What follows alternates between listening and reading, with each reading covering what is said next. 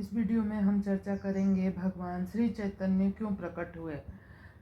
भगवत गीता में भगवान श्री कृष्ण कहते हैं, सब प्रकार के धर्मों को त्याग कर केवल मेरी सेवा में संलग्न हो जाओ। मैं पापों के कारण मिलने वाले सभी फलों से तुम्हारी रक्षा करूंगा। इस भौतिक जगत में, इस बद्ध जीवन में हम केवल पापमय फलों की सृष्टि कर रहे हैं। इसके अतिरिक्त और कोई कार्य है ही नहीं। पापों के फल के कारण ही हमें यह शरीर प्राप्त हुआ है। यदि हमारे पापों के फल समाप्त हो जाते तो हमको एक भौतिक शरीर न लेना पड़ता, हमें एक आध्यात्मिक शरीर प्राप्त हो जाता। आध्यात्मिक शरीर क्या होता है? आध्यात्मिक शरीर वह शरीर है जो जन्म, मृत्यु, जरा और व्याधि से मुक्त हो। वह शरीर सच्चिदानंद है। विभिन्न इच्छाओं के द्वारा विभिन्न प्रकार के शरीरों की सृष्टि होती है। जब तक विभिन्न प्रकार के सुखों के लिए हमारी इच्छा बनी रहती है, तब तक हमें विविध प्रकार के भौतिक शरीर स्वीकार करने ही पड़ेंगे। श्री कृष्ण अर्थात भगवान इतने दयालु हैं कि हम जो कुछ भी चाहते हैं वे दे देते हैं। यदि हम शेर का शरीर चाहें जिसमें शेर के समान बल हो और ऐसे दांत हो जिनके द्वारा पशु को पकड़कर उनके ताजे रक्त का पान किया जा सके, तो श्री कृष्ण हमको वह अवसर भी देंगे। यदि हम एक संत अर्थात भगवान की सेवा में संलग्न भक्त का शरीर चाहते हैं, तो भगवान हमको वैसा ही शरीर देंगे। यह भागवत गीता में कहा गया है, यदि कोई व्यक्ति आत्म साक्षात्कार की विधि अर्थात योग में संलग्न हो और किसी प्रकार उस विधि को पूर्ण करने में असफल हो जाए, तो उसे एक दूसरा अवसर दिया जाता है। उस व्यक्ति का विशुद्ध ब्राह्मण या धनी परिवार मनुष्य के परिवार में जन्म होता है। यदि कोई इतना भाग्यशाली है कि उसे ऐसे परिवार में जन्म मिले, तो उसे आत्म साक्षात्कार का महत्व समझने की समस्त सुविधा प्राप्त होती है। जीवन के आरंभ से ही हमारे कृष्ण भावना भावित बालक यह अवसर प्राप्त कर रहे हैं। किस प्रकार भगवान नाम कीर्तन एवं नृत्य करना सीखें, तो जब से बड़े होंगे तो उनमें परिवर्तन नहीं आएगा, परंतु वे स्वतः ही प्रगति करेंगे। ये बालक अत्यंत सौभाग्यशाली हैं, चाहे उनका जन्म अमेरिका में हुआ हो अथवा यूरोप में। बालक प्रगति करेंगे यदि उनके माता पिता भक्त हों, उन्हें यह सुअवसर मिलेगा ही। यदि एक शिशु भक्त के परिवार में जन्म लेता है, तो इसका अर्थ है कि उसने अपने पिछले जन्म में योग की विधि का पालन किया था, परंतु कि संयोगवश वह उस विधि को पूरा न कर सका। इसलिए बालक को दूसरा अवसर दिया जाता है, जिससे उस माता पिता की देख रेख में आगे उन्नति करे। इस प्रकार जैसे ही व्यक्ति भागवत भावनामृत के अपने विकास को पूर्ण कर लेता है, तब उसको फिर से इस भौतिक जगत में जन्म लेना पड़ता है, परंतु वैकुंठ जगत में लौट जाता है। वह वैकुंठ जगत में लौट जाता है। भगवान श्री कृष्ण भगवत गीता में कहते हैं, जन्म कर्म च मे दिव्यमेवं यो वेति तत्त्वतः तप्ताम देहि पुनर्जन्म नेमि मामेति सो अर्जुने। हे अर्जुन, यदि कोई मेरा जन्म तिरोभाव और कार्य को समक्ष लेता है, तो केवल ऐसा समझने के कारण कि उसको यह शरीर त्यागने के पश्चात वैकुंठ जगत में जाने का अवसर दिया जाता है। हमें यह शरीर त्यागना ही पड़ेगा, आज कल या परसों। हम इसे बच नहीं सकते, परंतु जिससे श्री कृष्ण को समझ लिया है उसे पुनः भौतिक शरीर नहीं लेना पड़ेगा।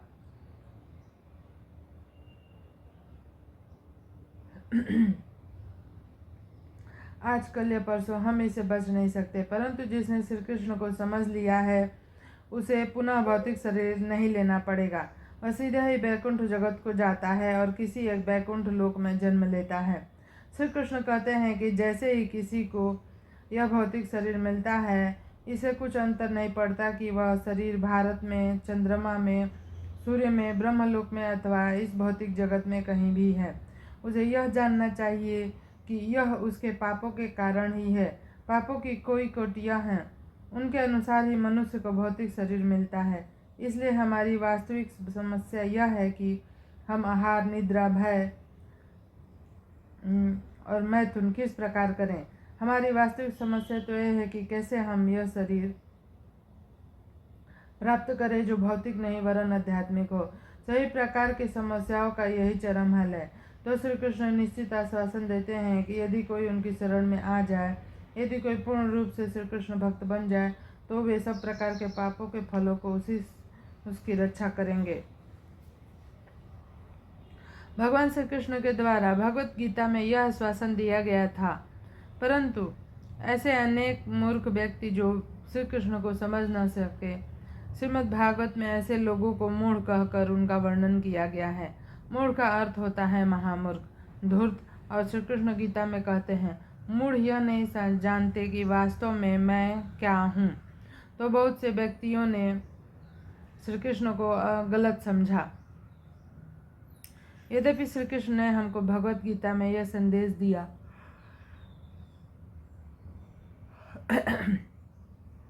संदेश दिया जिससे हम उनको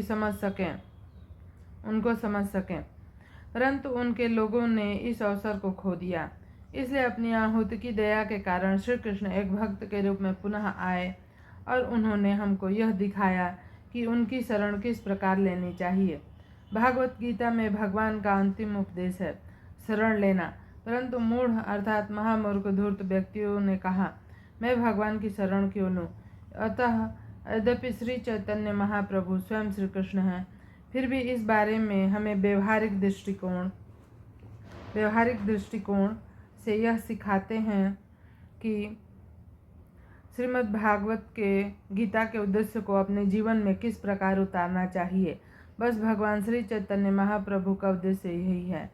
श्री चैतन्य महाप्रभु किसी असाधारण वस्तु के भी शिक्षा नहीं दे रहे हैं। वे भगवान की शरण लेने की विधि के अतिरिक्त और कुछ नहीं सिखा रहे हैं, जो भगवत गीता में पहले ही सिखाई जा चुकी है। श्री चैतन्य महाप्रभु की और दूसरी कोई शिक्षा नहीं, परंतु इसे विभिन्न प्रकार से प्रस्तुत किया गया है, जिससे विविध प्रकार के लोग उनको ग्रहण कर सकें और भगवान की शरण लेने का अवसर प्राप्त कर सकें। श्री चैतन्य महाप्रभु हमें भगवान तक सीधे पहुंचने का अवसर देते हैं। जब भगवान श्री चैतन्य महाप्रभु के प्रधान शिष्य श्रील रूप गोस्वामी सर्वप्रथम श्री चैतन्य महाप्रभु से मिले तो वे बंगाल के शासन में एक मंत्री थे, परंतु वे श्री चैतन्य महाप्रभु के अभियान में सम्मिलित होना चाहते थे। अतः श्रील रूप गोस्वामी ने अपने मंत्री के पद का त्याग कर दिया और संकीर्तन अभियान में सम्मिलित होने के पश्चात जब वे शरणागत हुए तो उन्होंने भगवान श्री चैतन्य की बहुत ही सुंदर स्तुति की। वह स्तुति इस प्रकार है, नमो महावदान्याय कृष्ण प्रेम प्रदायते श्री कृष्णाय कृष्ण चैतन्याय नामने गौरवीसे नमः। हे प्रभु, जब आप अवतारों में से सर्वाधिक बदान्य उदार हैं, ऐसा क्यों? ऐसा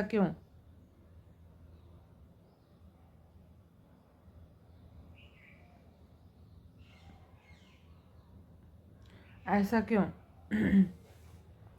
क्योंकि आप प्रत्यक्ष रूप से भगवान का प्रेम प्रदान कर रहे हैं। आपका दूसरा कोई उद्देश्य है ही नहीं। आपकी विधि इतनी सुंदर है कि मनुष्य तत्क्षण ही भगवान से प्रेम करना सीख जाता है। अतः आप सब अवतारों में से सर्वाधिक बदान्य हैं। स्वयं श्री कृष्ण के अतिरिक्त यह किसी के लिए भी संभव नहीं कि वह इस प्रकार का वरदान दे सके। अतः मैं कहता हूँ कि आप स्वयं श्री कृष्ण हैं। आप श्री कृष्ण हैं, परंतु आपने श्री कृष्ण चैतन्य नाम धारण किया है। मैं आपकी शरण ग्रहण करता हूँ। तो विधि यह है, श्री चैतन्य महाप्रभु स्वयं श्री कृष्ण हैं और वे एक बहुत ही साधारण विधि के द्वारा यह शिक्षा दे रहे हैं कि किस प्रकार भगवान का प्रेम विकसित किया जाए। वे कहते हैं, केवल हरे कृष्ण का कीर्तन करो। इस युग में हरे कृष्ण महामंत्र का केवल कीर्तन करते जाओ, जिसके अतिरिक्त और कोई विकल्प है ही नहीं। साक्षात्कार की अनेकानेक विधियों के कारण लोग उलझन में पड़े हुए हैं। वे ध्यान या योग के अनुष्ठान से संबंधित वास्तविक विधियों का पालन नहीं कर सकते। यह संभव ही नहीं है। इसलिए भगवान श्री चैतन्य महाप्रभु कहते हैं कि यदि कोई इस कीर्तन विधि को ग्रहण कर ले तो वह साक्षात्कार के स्तर पर तत्काल पहुंच सकता है। भगवान श्री चैतन्य महाप्रभु के द्वारा भगवत प्रेम प्राप्त करने का कीर्तन विधि संकीर्तन कहलाती है। संकीर्तन एक संस्कृत शब्द है। सम का अर्थ है सम्यक पूर्ण और कीर्तन का अर्थ है कीर्ति यश गान करना। तो पूर्ण वर्णन का अर्थ है पर तत्व श्री कृष्ण की पूर्ण कीर्ति। यह नहीं कि कोई किसी भी वस्तु का वर्णन करे या किसी की भी कीर्ति गाय और कीर्तन होगा। व्याकरण की दृष्टि से भले ही वह कीर्तन हो, परंतु वैदिक प्रणाली के अनुसार कीर्तन का अर्थ है परम सत्य परम ईश्वर भगवान का वर्णन करना। कीर्तन इसे कहते हैं। भक्ति का आरंभ श्रवण की विधि से होता है। श्रवण का अर्थ है सुनना और कीर्तन का अर्थ है वर्णन करना। एक मनुष्य वर्णन करे और दूसरा सुने, अथवा एक ही मनुष्य वर्णन कर सकता है और सुन सकता है, उसे किसी और मनुष्य की आवश्यकता नहीं। जब हम हरे कृष्ण कीर्तन करते हैं तो हम कीर्तन करते हैं और श्रवण भी करते हैं। यह पूर्ण है, यह पूर्ण विधि है, परंतु यह कीर्तन और श्रवण करना है क्या? हमें अवश्य ही श्री विष्णु अर्थात श्री कृष्ण के विषय में कीर्तन करना और सुनना है, किसी के विषय में और किसी के विषय में नहीं। श्रवण कीर्तनम विष्णु, यह सर्वव्यापक परम सत्य भगवान श्री विष्णु को श्रवण की विधि के द्वारा समझ सकते हैं। हमें श्रवण करना है कि यदि हम मात्र सुने तो वह आरंभ है। किसी भी प्रकार की शिक्षा या भौतिक ज्ञान के विकास की कोई आवश्यकता नहीं। उदाहरण के लिए एक बालक जैसे ही वह सुनता है तत्काल वह प्रत्युत्तर दे सकता है और नृत्य कर सकता है। तो प्रकृति के द्वारा भगवान ने हमें ये सुंदर यंत्र कर्णेंद्रिया कान दिए हैं जिसे हम सुन सकें, परंतु हमें यह स्रोत से ही सुनना चाहिए, सही स्रोत से सुनना चाहिए। उस स्रोत को श्रीमद् भागवत में कहा गया है। हमें भागवत व्यक्तियों से ही सुनना चाहिए। ऐसे व्यक्तियों को सताम भी कहा गया है। यदि कोई सही स्रोत अर्थात एक स्वरूप सिद्ध व्यक्ति से श्रवण करे तो उसका प्रभाव अवश्य ही होगा और भगवान अर्थात श्री कृष्ण के ये वचनामृत अत्यंत ही स्वादिष्ट हैं। यदि किसी में पर्याप्त बुद्धि है तो वह उस विषय वस्तु को अवश्य ही सुनेगा जो एक स्वरूप सिद्ध व्यक्ति के द्वारा कही गई है। तब वह बहुत ही शीघ्र ही संसार बंधन से मुक्त हो जाएगा। यह मनुष्य जीवन मुक्ति के मार्ग पर आगे बढ़ने के लिए बनाया गया है। इसे अपवर्ग अर्थात बंधन से मुक्त करते हैं। हम सब बंधन में फंसे हुए हैं। इस भौतिक शरीर को स्वीकार करने का अर्थ है कि हम पहले से ही बंध गए हैं, परंतु हमें इस बंधन की विधि में प्रगति नहीं करनी चाहिए। हम विधि कर्म कहलाती है। जब तक हमारा मन कर्म करने में लीन है तब तक हमें भौतिक शरीर ग्रहण करना ही पड़ेगा। मृत्यु के समय हमारा मन भले ही यह सोचता हो, अरे मैं इस कार्य को पूर्ण नहीं कर सकता, अरे मैं मर रहा हूँ, मुझे यह करना है, मुझे वह करना है। इसका अर्थ यह हुआ कि श्री कृष्ण यह सब कार्य करने के लिए हमें एक दूसरा अवसर देंगे और हमें एक दूसरा भौतिक शरीर ग्रहण करना पड़ेगा। भगवान हमें अवसर देंगे, ठीक है तुम इस कार्य को नहीं कर सकते हो, अब कर लो, इस शरीर को ग्रहण करो। अतः श्रीमद् भागवत कहता है, हे धूर्त,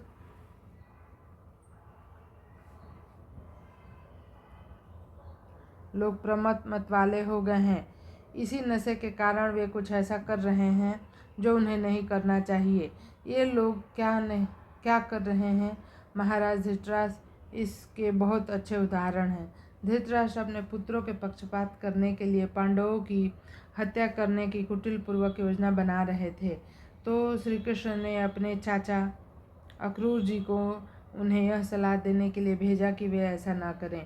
धृतराष्ट्र अक्रूर के उपदेश समझ तो गए, परंतु उन्होंने कहा, प्रिय अक्रूर, आप जो कह रहे हैं वह पूर्ण रूप से उचित है, परंतु यह उपदेश मेरे हृदय में नहीं समा रहा है, अतः मैं अपनी नीति नहीं बदलूंगा।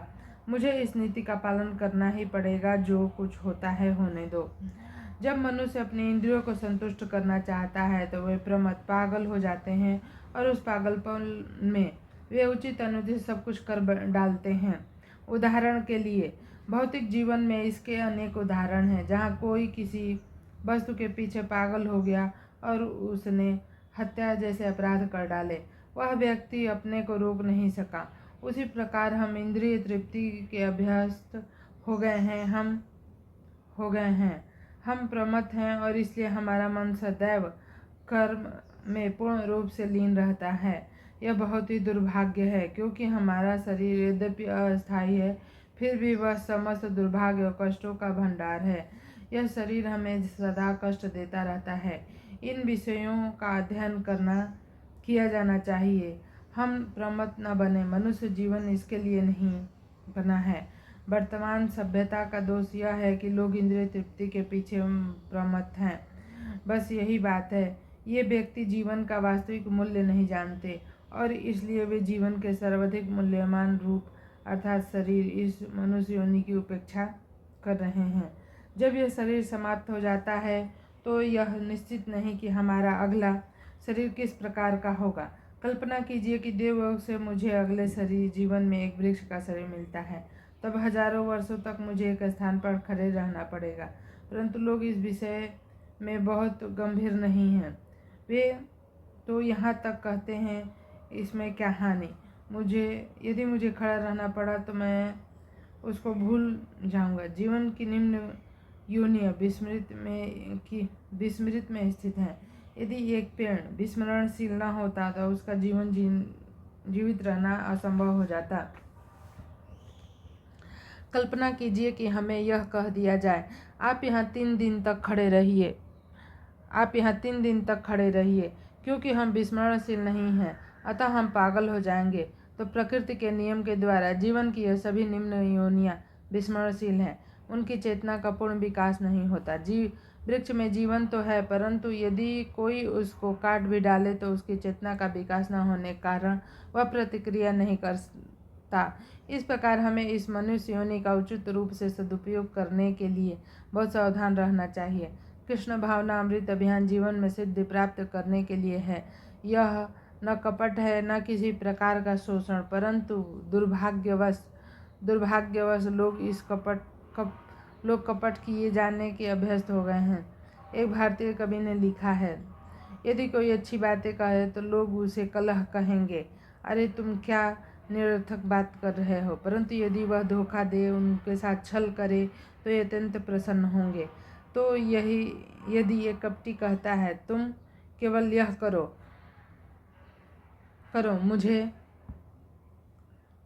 मुझे मेरी फीस भर दो, मैं 6 माह में तुम भगवान बन जाओगे, तो लोग सहमत हो जाएंगे। जी हाँ, यह फीस लीजिए और मैं 6 माह के भीतर भगवान बन जाऊंगा। नहीं, इस ठग विद्या से हमारी समस्या हल नहीं होगी। इस युग में यदि वास्तव में जीवन की समस्याओं को सुलझाना चाहते हैं तो उसे इस कीर्तन विधि का पालन करना चाहिए। यही अनुमोदित विधि है। हरे नामेव कैवल्यम, कलो नमस्तेव नास्त्यतेव नास्येव गतिरन्यथा।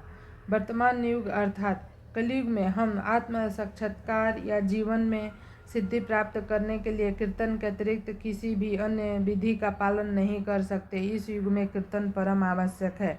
समस्त वैदिक साहित्य में यह पुष्टि किया गया है कि हमें परम तत्व सत्य विष्णु का ध्यान करना चाहिए, किसी भी अन्य वस्तु या व्यक्ति का नहीं। परंतु विभिन्न युगों के लिए ध्यान करने की विभिन्न विधियों का अनुमोदन किया गया है। यौगिक ध्यान की विधि सतयुग में संभव थी। यौगिक ध्यान की विधि, जब मनुष्य हजारों वर्ष तक जीवित रहते थे, तब लोग इस पर विश्वास नहीं करेंगे। अब लोग इस पर विश्वास नहीं करेंगे, परंतु पिछले युगों में लोगों की आयु 1 लाख वर्ष होती थी। वह युग सतयुग कहलाता था और ध्यान योग उस समय संभव था। उस युग में महान योगी वाल्मीकि मुनि ने 60,000 वर्षों तक तपस्या ध्यान किया था। तो ध्यान की विधि एक दीर्घकालीन लंबी विधि है।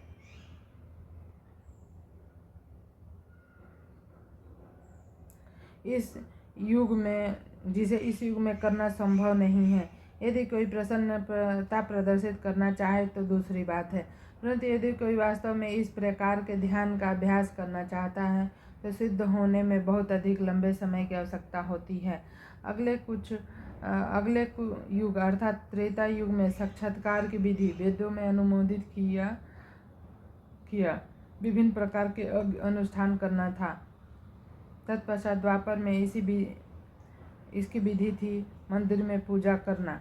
इस वर्तमान समय अर्थात कली में उसी फल को हरि कीर्तन भगवान श्री कृष्ण के कीर्तन गान की विधि द्वारा प्राप्त किया जा सकता है। किसी भी और प्रकार के कीर्तन का अनुमोदन नहीं किया गया है।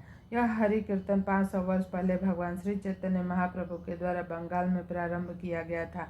बंगाल में वैष्णव और शाक्तों के मध्य एक प्रतियोगिता बनी रहती है। शाक्तों के विषय ने एक विशेष प्रकार के कीर्तन का आरंभ किया जिसे काली कीर्तन कहा जाता है, परंतु वैदिक शास्त्रों में काली कीर्तन करने की कोई सलाह नहीं दी गई है। कीर्तन का अर्थ है हरि कीर्तन। कोई यह नहीं कह सकता, अरे आप तो वैष्णव हैं, आप हरि कीर्तन कर सकते हैं, मैं शिव कीर्तन या देवी कीर्तन या गणेश कीर्तन करूँगा। नहीं, वैदिक शास्त्र हरि कीर्तन के सिवाय किसी और कीर्तन को प्रमाणित नहीं करते। कीर्तन का अर्थ है हरि कीर्तन अर्थात श्री कृष्ण की कीर्ति का गान। इस हरि कीर्तन की विधि बहुत ही साधारण है। हरे कृष्ण कृष्ण कृष्ण हरे हरे, हरे राम राम राम हरे हरे। वास्तव में इस महामंत्र में केवल 3 शब्द है, हरे कृष्ण और राम, परंतु कीर्तन करने के लिए इसे इतने सुंदर ढंग से व्यवस्थित किया गया है कि सभी लोग इस मंत्र का कीर्तन कर सके। चूँकि हमने इस हरे कृष्ण अभियान को पश्चिम देशों में आरंभ कर दिया है, अतः यूरोपियन, अमेरिकन, अफ्रीकी, इजिप्टियन और जापानी सभी लोग कीर्तन कर रहे हैं। ये बहुत अधिक प्रसन्नतापूर्वक कीर्तन कर रहे हैं।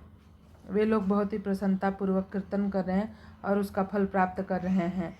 कठिनाई क्या है? हम इस कीर्तन का वितरण निःशुल्क कर रहे हैं और कीर्तन करना बहुत ही सरल है। एकमात्र कीर्तन के द्वारा कोई भी आत्म साक्षात्कार, भगवत साक्षात्कार कर सकता है। जब भगवत साक्षात्कार हो जाता है तो उसमें प्रकृति का साक्षात्कार भी सम्मिलित हो जाता है। उदाहरण के लिए, यदि कोई 1 2 3 4 5 6 7 8 9 और 0 सीख लेता है तो उसने पूरे गणित का अध्ययन कर लिया, क्योंकि गणित का अर्थ केवल इन 10 अंकों के स्थान को अदल बदल करना है। बस इतना पर्याप्त है। मानव समाज को प्रदान किए जा रहे सुअवसर को ग्रहण कीजिए। यह विधि बहुत प्राचीन और वैज्ञानिक है। यह मन में कोरी कल्पना नहीं जो केवल 3 अथवा 4 वर्ष तक ही चलेगी। भगवद गीता में भगवान श्री कृष्ण स्वयं पहले हैं। ये दर्शन अलग, शाश्वत और अविनाशी है। इसका कभी भी नाश नहीं होता। कुछ समय के लिए यह भले ही ढक सकता है, परंतु यह कभी भी नष्ट नहीं होता। इसलिए इसको अव्ययम कहा गया है। व्ययम का अर्थ है समाप्ति। उदाहरण के लिए, हमारे पास यदि 100 रुपये हैं और हम 101 के बाद एक व्ययम करते जाएं, तो अगले दिन ये शून्य अर्थात समाप्त हो जाएंगे। यह व्यय है अर्थात समाप्त हो जाने के योग्य। परंतु कृष्ण भावना अमृत इस प्रकार की वस्तु नहीं। यदि आप कृष्ण भावना अमृत के इस गान का अनुशीलन करेंगे तो उससे बुद्धि वृद्धि होती जाएगी। भगवान श्री चैतन्य महाप्रभु के द्वारा इसको प्रमाणित किया गया है। आनंद बुद्धिवर्धनम। आनंद का अर्थ है सुख, दिव्य, इंद्रियातीत, हर्ष और अनुबंधित का अर्थ है सागर। भौतिक जगत में हम देखते हैं कि सागर में वृद्धि नहीं होती, परंतु यदि कोई कृष्ण भावना अर्थात कृष्ण भक्ति का अनुशीलन करे तो उसका दिव्य आनंद बढ़ता ही जाएगा। अब प्रत्येक व्यक्ति में को सदैव इस बात का बारंबार स्मरण दिलाता हूँ कि यदि वह कि यह विधि बहुत ही सरल है। कोई भी कभी भी कीर्तन कर सकता है। इसमें न कोई कर देना है न कोई हानि है, परंतु लाभ बहुत महान है। श्री चैतन्य महाप्रभु ने इस कीर्तन अभियान को अपने शिक्षाष्टक में व्याख्या की है। मनुष्य को अपने हृदय को स्वच्छ करना चाहिए। मैं इसे अनेकानेक बार समझा चुका हूँ, परंतु यह नीरस नहीं बनता। यह हरे कृष्ण महामंत्र के कीर्तन के समान है। इसका कीर्तन करने में कभी थकान का अनुभव नहीं होता। हमारे शिष्य साधक हरे कृष्ण महामंत्र का 24 घंटे कीर्तन कर सकते हैं। और वे कभी भी नहीं थकेंगे। हमारे जीवन की समस्या क्या है, हमें यह ज्ञात नहीं। आधुनिक शिक्षा जीवन की वास्तविक समस्या के विषय में कभी ज्ञान नहीं देती। यह भगवत गीता में दर्शाया गया है। जो शिक्षित है, ज्ञान में प्रगति कर रहे हैं, उनको यह जानना चाहिए कि जीवन की समस्या क्या है। इस समस्या का भगवत गीता में वर्णन किया गया है। हमें जन्म, मृत्यु, जरा, व्याधि की असुविधाओं को सदैव देखना चाहिए। दुर्भाग्यवश इन समस्याओं में से कोई ध्यान नहीं देता। जब मनुष्य को कोई व्याधि, बीमारी हो जाती है तो वह सोचता है, कोई बात नहीं, मैं डॉक्टर के पास जाऊंगा और मुझको कुछ दवा दे देंगे जिससे मैं ठीक हो जाऊंगा, परंतु वह समस्या पर बहुत गंभीरतापूर्वक विचार नहीं करता। मैं यह रोग चाहता तो होता ही नहीं, तो फिर यह रोग क्यों हुआ? क्या रोग से मुक्त होना संभव है? नहीं है। वह इस प्रकार कभी नहीं सोचता। ऐसा इसलिए क्योंकि उनकी बुद्धि बहुत निम्न कोटि की है, अर्थात पशु की बुद्धि के समान है। एक पशु कष्ट पाता है परंतु उसकी कोई बुद्धि नहीं होती। यदि एक पशु वधशाला में लाया जाता है और वह देखता है कि उसके आगे खड़े हुए पशु की हत्या की जा रही है, तो भी वह पशु खड़ा होकर संतोष के साथ घास खाता रहता है। यह पशु का जीवन है। वह यह नहीं जानता कि अगली बार उसकी या उसका भी वध कर दिया जाएगा। उसी प्रकार यमराज ने महाराज युधिष्ठिर से पूछा, इस संसार में सबसे अधिक आश्चर्यजनक वस्तु क्या है? क्या तुम इसकी व्याख्या कर सकते हो? तो महाराज युधिष्ठिर ने उत्तर दिया, जी हाँ, सबसे अधिक आश्चर्यजनक वस्तु यह है कि प्रत्येक पल हम देख सकते हैं कि हमारे मित्र, हमारे पिता, हमारे संबंधी की मृत्यु हो गई, परंतु हम सोच रहे हैं कि मैं सदैव जीवित रहूंगा। हम कभी भी यह नहीं सोचते कि हमारी भी मृत्यु होगी। ठीक उसी प्रकार जैसे कि एक पशु कभी यह नहीं सोचता अगले पल उसकी भी हत्या की जा सकती है। वह घास से ही संतुष्ट है और बस, और कुछ नहीं। पशु इंद्रिय तृप्ति से संतुष्ट रहता है। वह यह नहीं जानता कि वह भी मरने जा रहा है। मेरे पिताजी की मृत्यु हो चुकी, मेरी माँ की मृत्यु हो चुकी, उस पुरुष की मृत्यु हो चुकी, उस स्त्री की मृत्यु हो चुकी, तो मेरी भी मृत्यु होगी ही। तब मृत्यु के पश्चात क्या, मुझे ज्ञात नहीं। वास्तविक समस्या तो यह है कि लोग इस समस्या को गंभीरतापूर्वक नहीं लेते, परंतु भगवत गीता यह दर्शाती है कि इस तथ्य की शिक्षा ही वास्तविक शिक्षा है। वास्तविक शिक्षा का अर्थ है हम यह जिज्ञासा करें, यद्यपि हम मरना नहीं चाहते फिर भी मृत्यु आती है।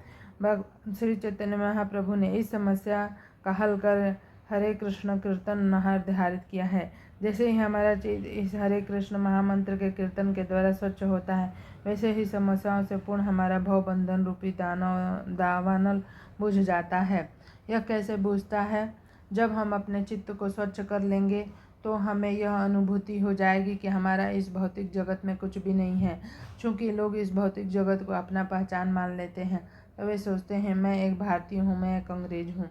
परंतु यदि कोई हरे कृष्ण महामंत्र कीर्तन करे तो उसको यह अनुभूति हो जाएगी कि वह शरीर भौतिक शरीर नहीं है। मेरा न इस शरीर से और न ही इस भौतिक जगत से कोई संबंध है। मैं आत्मा हूँ, भगवान का अंश हूँ। मेरा भगवान के साथ नित्य का संबंध है। मेरा इस भौतिक जगत से कुछ भी प्रयोजन नहीं है।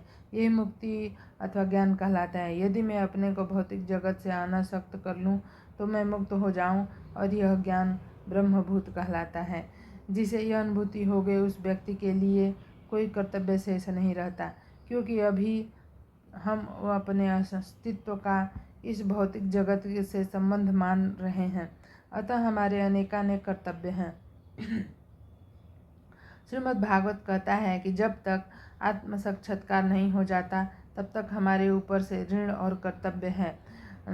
हम देवता के ऋणी हैं। देवताओं का अस्तित्व कपोल कल्पित नहीं है, वे वास्तविक है। सूर्य, चंद्रमा, वायु पर नियंत्रण रखने वाले देवता हैं। जैसे शासन के विभागों में निर्देशक होते हैं, उसी प्रकार ताप विभाग में सूर्य देवता हैं, वायु विभाग में वरुण, उसी प्रकार अन्य विभागों के लिए भी देवता हैं। वेदों में उसका वर्णन नियंत्रक देवताओं के रूप में किया गया है, अतः हम उनकी अपेक्षा नहीं कर सकते। इसके अतिरिक्त अनेक महान ऋषि और दार्शनिक हैं जिन्होंने हमको ज्ञान दिया। हम उनके ऋणी हैं। तो जैसे ही हम जन्म लेते हैं वैसे ही हम अनेकानेक जीवों के ऋणी हो जाते हैं, परंतु इस सभी ऋण से उद्धत होना असंभव है। इसलिए वैदिक साहित्य कहते हैं हमें कृष्ण के चरणारविंद की शरण लेनी चाहिए। और श्री कृष्ण कहते हैं यदि कोई मेरी शरण लेता है तो फिर उसे किसी की शरण में लेने की आवश्यकता नहीं पड़ती। तो जो श्री कृष्ण भावना भावित भक्त है उसे श्री कृष्ण की शरण ली है। और इस शरणागति का आरंभ श्रवण और कीर्तन है। श्रवण कीर्तनम विष्णु। तो हमारी प्रत्येक व्यक्ति से यह अत्यंत विनम्र प्रार्थना है कि इस भगवान नाम कीर्तन को आप स्वीकार करें। कृष्ण भावना अमृत यह अभियान 500 वर्ष पूर्व बंगाल में भगवान श्री चैतन्य के द्वारा आरंभ किया गया था। अब संपूर्ण भारत में विशेषकर बंगाल में श्री चैतन्य महाप्रभु के लाखों अनुयायी हैं। अब यह अभियान पश्चिमी देशों में भी आरंभ हो रहा है। तो आप सबको समझने में बहुत गंभीर बनिए। हम किसी दूसरे धर्म का आलोचना नहीं करते, उसको उस ढंग से मत देखिए। किसी अन्य धार्मिक विधि की आलोचना करने का हमारा कोई प्रयोजन नहीं है। कृष्ण भावना अमृत लोगों को सर्वाधिक उत्कृष्ट धर्म भगवत प्रेम प्रदान कर रहा है। बस इतना ही। हम भगवान से प्रेम करने की शिक्षा दे रहे हैं। सभी लोग पहले से ही प्रेम कर रहे हैं, परंतु वह प्रेम अभी त्रुटिपूर्ण दशा में है। हम इस युवक या उस युवती को, इस देश अथवा उस समाज को, यहाँ तक कि कुत्ते और बिल्लियों से प्रेम करते हैं, परंतु हमें संतोष नहीं प्राप्त हो पाता। इसलिए हमें भगवान से प्रेम करना चाहिए। यदि कोई भगवान से प्रेम करने लगे तो वह सुखी हो जाएगा। आप यह न सोचें कि यह कृष्ण भावना अमृत अभियान एक नवीन प्रकार का धर्म है। ऐसा कौन सा धर्म है जो भगवान की सत्ता को स्वीकार नहीं करता? कोई भगवान को भले ही अल्लाह अथवा कृष्ण अथवा किसी और नाम से पुकार सकता है, परंतु ऐसा कौन सा धर्म है जो भगवान की सत्ता को स्वीकार नहीं करता? हम यही शिक्षा दे रहे हैं कि लोगों को केवल भगवान से प्रेम करने का प्रयत्न करना चाहिए। हम उन अनेक वस्तुओं के द्वारा आकर्षित किए जाते हैं, परंतु यदि हम भगवान से प्रेम करने लगें तो हम आनंदित हो जाएंगे। तत्पश्चात हमें किसी और से प्रेम करने की शिक्षा नहीं ग्रहण करनी पड़ेगी। अतः सभी वस्तुएं भगवत प्रेम में स्वतः सम्मिलित हो जाती हैं। केवल भगवान से प्रेम करने का प्रयत्न तो कीजिए। वृक्ष अथवा पौधों और कीट पतंगों से ही प्रेम करने का प्रयास न कीजिए। ऐसा करने से कदापि संतोष प्राप्त नहीं होगा। भगवान से प्रेम करना सीखिए। यही भगवान श्री चैतन्य महाप्रभु का प्रयोजन है और हमारा भी यही प्रयोजन है। तो यह वीडियो आपको कैसा लगा ज़रूर से कमेंट करके बताएं। और वीडियो पसंद आए तो चैनल को सब्सक्राइब करें, लाइक करें और शेयर करें। धन्यवाद।